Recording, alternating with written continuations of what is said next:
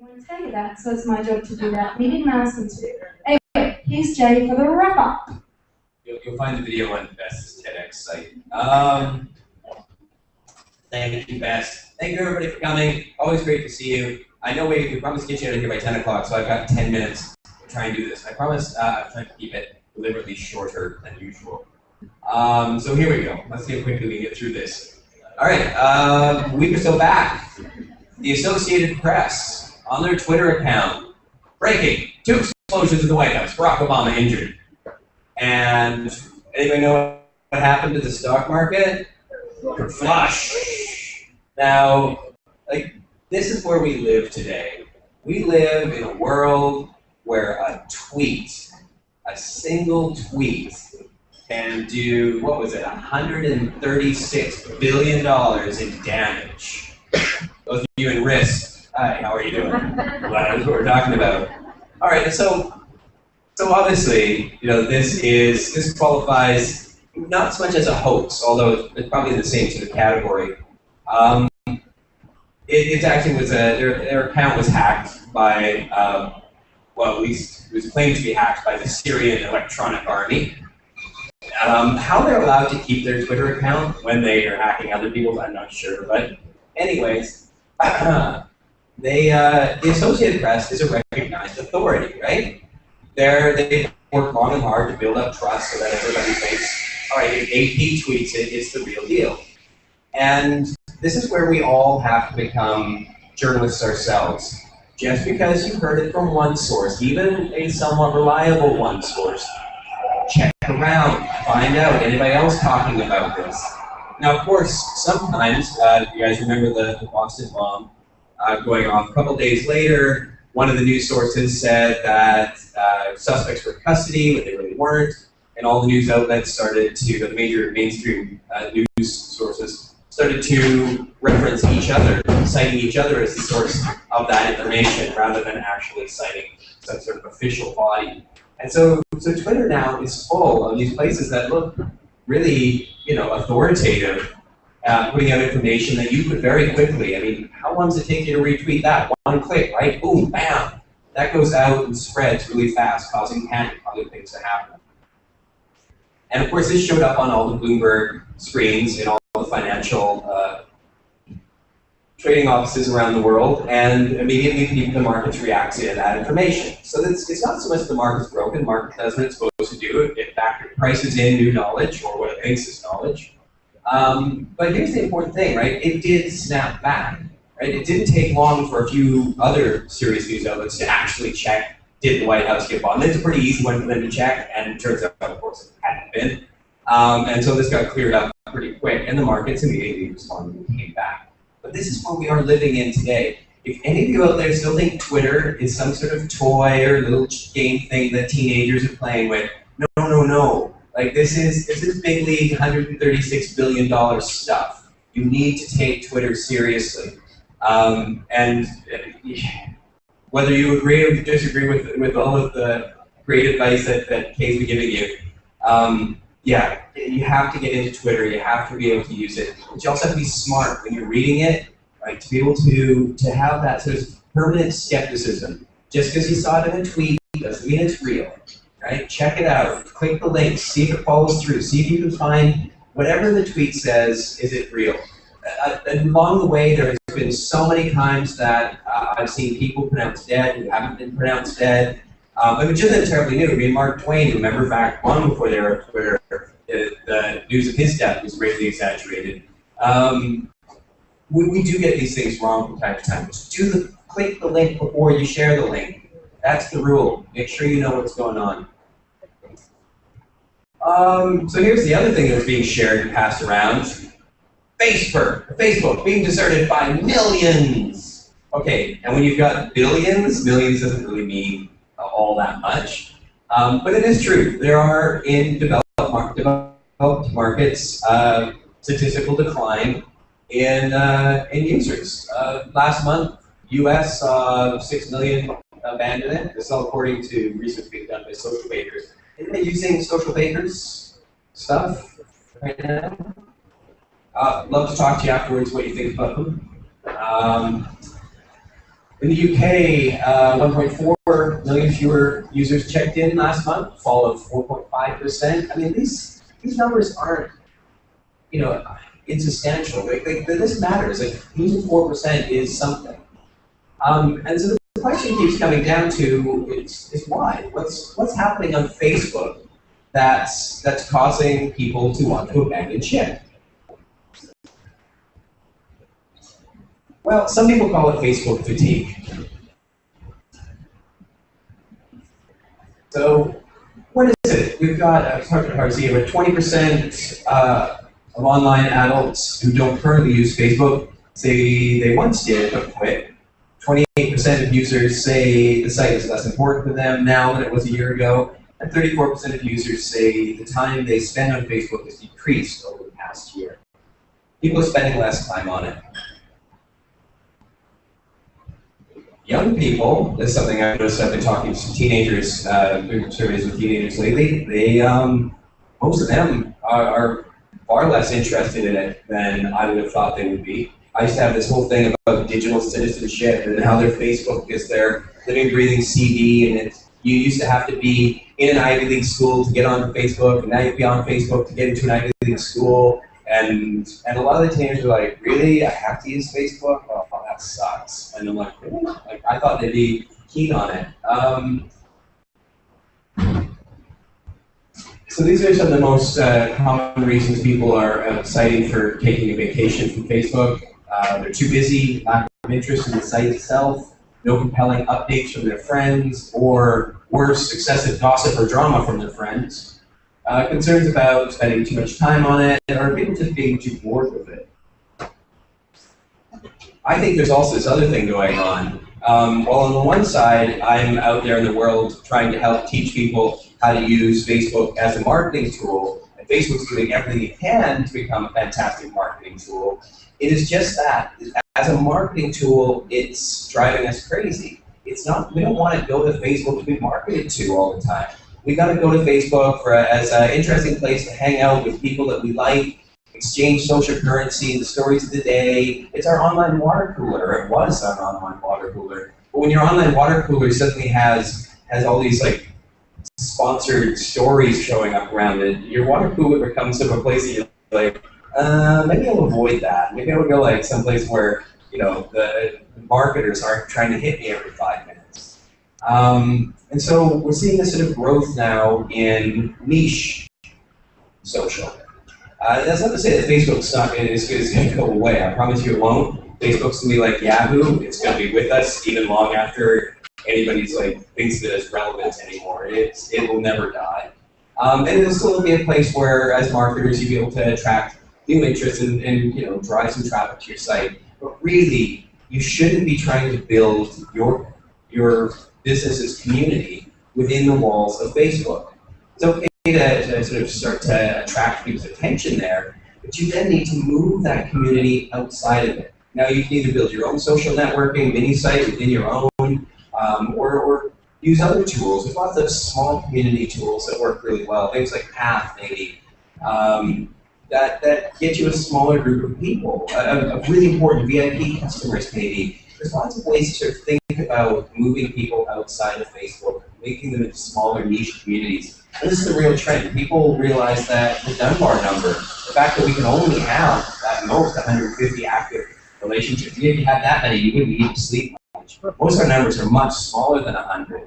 And if you think about that, what do I need 1 billion people on Facebook for? I can't be all of their friends. What I need is a really great place to connect with the 50 or so people that really matter. So I think we're going to see an increasing shift towards more and more niche use of other sort of networks. And that's going to have a declining effect on Facebook's active use each month. That said, there's going to be a ton of people who just keep using it no matter how much they get spammed. Something like 25 or 30%. It was an astonishing number this week. A survey done of how many people have never looked or changed their privacy settings on Facebook. I think if you're in that 30% who can't be bothered to tweak Facebook to your advantage, you're just going to keep using it no matter how bad it gets. So there's always going to be hundreds of millions of people who just keep using it no matter what Facebook does to them. I feel bad for those people. I hope you're not in that crowd. I'm in the crowd that's finding some success on Facebook. Here's a question for you. How much is a Facebook fan worth? Any guesses? What's a Facebook fan worth? Dollar terms. $1. $78. $78. All right, now, it depends, like this is a bit of a trick question. This is phrased a bit poorly. When you phrase it like this, how much is a Facebook fan worth?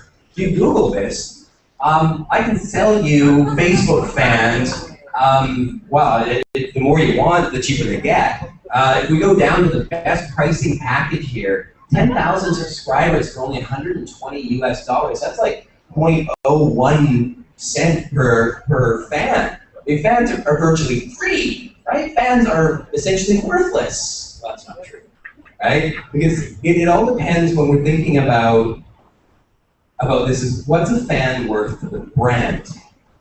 And this also depends a great deal on when you're thinking about your fans, where are they in your marketing funnel? If you're thinking about them in the awareness, interest sort of top layer of it, yeah, they're worthless essentially at that point. Buying them up there doesn't do you a whole lot of good. But if you can get people who have been buying stuff from you, they do love the products and services that you're offering. If you can get them to like you, and not just like you, but become the loyal advocate, that super consumer of your brand, who's out there talking about you and talking about the stuff they bought and showing their love. I mean, who here doesn't know an Apple fanboy who does that? Right? I mean, wow. Or there's some Android fanboys out there. They're no different. There's definitely geeks in the room. People probably they're into fashion. You do the same things as well. That people love to talk about their purchases, their products, stuff, the brands that they're in love with, things that they think are beautiful or great. Now, so this is after the conversion point. So you're in the loyalty advocacy sort of part of the sort of post-conversion part of your funnel. When you get into that, then we rephrase the question so that it makes a bit more sense. What's a fan worth to the brand? And there's actually a study that's been done last week about this. When a Facebook user likes your brand page, that click is worth US $174.17 on average to your brand. And they've been tracking this for a while, oddly. Which I think is interesting. That's a 28% increase since 2010. Facebook fans, real, genuine fans, are worth more to your brand. And this is why. And then where as well? The increase in average fan value is driven by fans' tendencies to be super consumers, the report says. Not only do they tend to be brand users first, they spend more, engage more, advocate more, and are more loyal. The significant increasing value of Facebook brand fan affirms past social marketing investment and mandates deeper commitment and accountability in the future. So essentially that means Facebook fans spend more money and advocate more and are worth going out there and befriending, right? What Kate's saying about long-term relationships really is the heart and soul of what social is, right? It's not about spamming, it's not about shout marketing where you're trying to scream at people to get their attention. It's about building relationships, right? The way that you move with another person, almost on a one-to-one sort of level, rather than a mass sort of level. So, top tips, brand managers should aim to interact with customers on Facebook to understand what the customers are interested in. Don't always be talking about your brand case, right? Like 2 in 10, maybe even like 1 in 20. I don't know. Like talk about other things that are interesting, not just promo your brand. And interesting to these fans, right? If you sold hiking boots, talk about like great hikes and trails and neat stuff that's out there, right? Like if you're action adventure, show like people doing crazy action adventure stuff. Don't be talking about your Red Bull soda. I mean, Red Bull never talks about themselves, right? They show like space jumps and crazy things that are interesting. Solicit their input and enable a feeling of ownership. People like the idea that they're a part of the brand, they're in charge of it. Make sure that happens. And avoid, and this is the other real trick, like spend more time working with these super fans, right? The loyal advocate types. Spend less time chasing unqualified leads, going out there searching for new user acquisition. That is such a fool's errand in these places. It's not the great strength of social media. Paid social is a great way to sort of go and attract the new stuff, but that's very different than if you're trying to create content, do content marketing, posting interesting stuff, building community. All of that stuff is about dealing with the people who do know who you are, do love you. Spend more time with them because they're the ones that are worth that $174 in free marketing. And what else we got? Okay, O2O. All right, I don't have any prizes today. But we'll give you a round of applause for the first person to tell me what O2O stands for. What was that? What? Online to offline, or offline to online. That's right. O2O is the idea, and it's a very important idea in social, is that just like this room, right? You might have heard about it through Facebook or through our G+ account or through Meetup or through friends' email in some way. There's an online bit that brings you to an offline bit. Or then at the offline event, you meet some neat people, and you go back and you become Facebook friends, right? So the offline goes back to the online. This back and forth is really an important component of social because as human beings, we are social, and our social bits are about meeting people face to face, developing those relationships, sharing that social currency, taking those relationships back on. So it's all about knowing people, right? So O2O is a really, really key thing. So I'm going to show you, get some sound here, and hopefully it won't be awful. We will talk a little bit about our latest in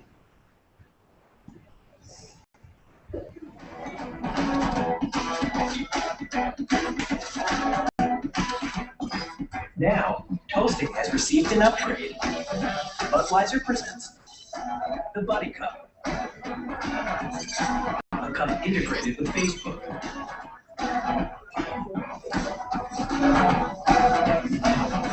When two people clinked their cups, they became friends.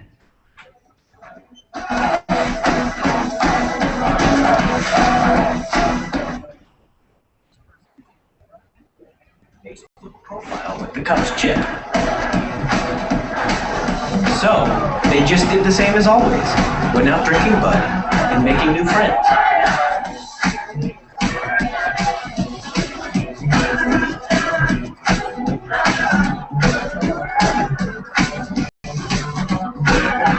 Buddy Cup. The more buds, the more friends. All right, so you get the idea, right? Connect your cup to your Facebook account when you go into the event. You claim your cups, you make new friends, right? That's a really great way to reduce a lot of friction in O2O. That campaign, I know it looks like it was an American thing. Actually, it's only been launched in one location, which is, oddly enough, in Brazil. Which isn't exactly like, headquarters of the king of beer, but it's actually a big part of their efforts to break into a new market. It's also interesting because in Brazil, up until 2011, Orkut, which is like this kind of quirky, weird social media network that Google kind of owns and nobody else uses anywhere in the world, Orkut was like #1 in Brazil until 2011 when Facebook overtook it. And obviously now Facebook's so big in Brazil that the king of beer is going in there is using that. My apologies for the technical snafus. So anyways, it just really does remind me though, Shane Jocelyn could make this morning.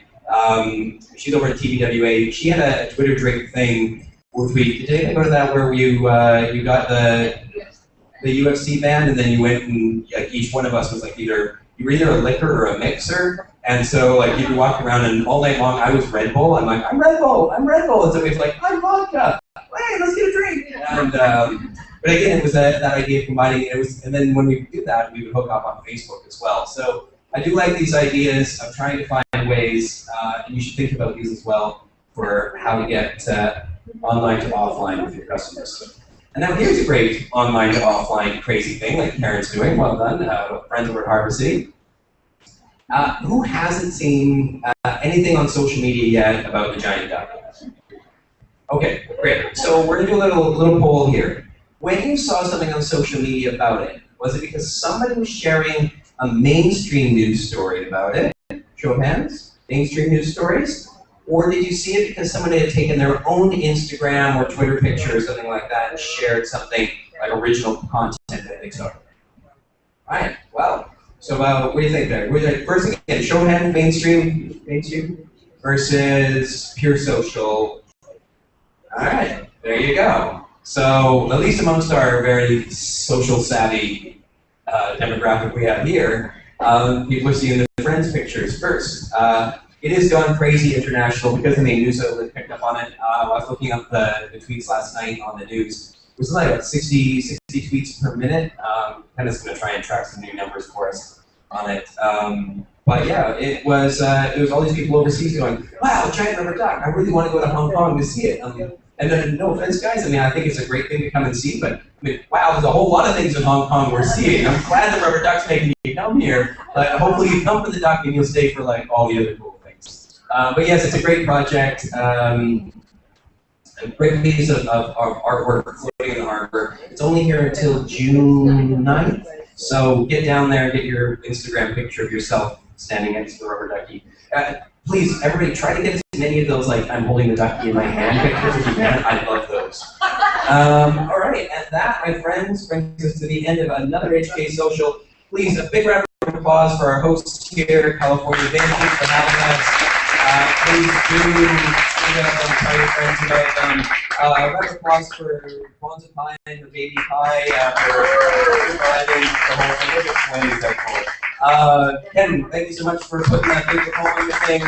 Hey, for all your great Twitter advice, and for all of you, big round of applause for coming this morning. Thank you for taking the time out. We are back first Friday of June. Please do check out us on Meetup. If you've not yet already, stop by, leave us a 5-star review. They're the only time we accept at June 7th. Yeah, have a great month and keep it social. Thanks, guys.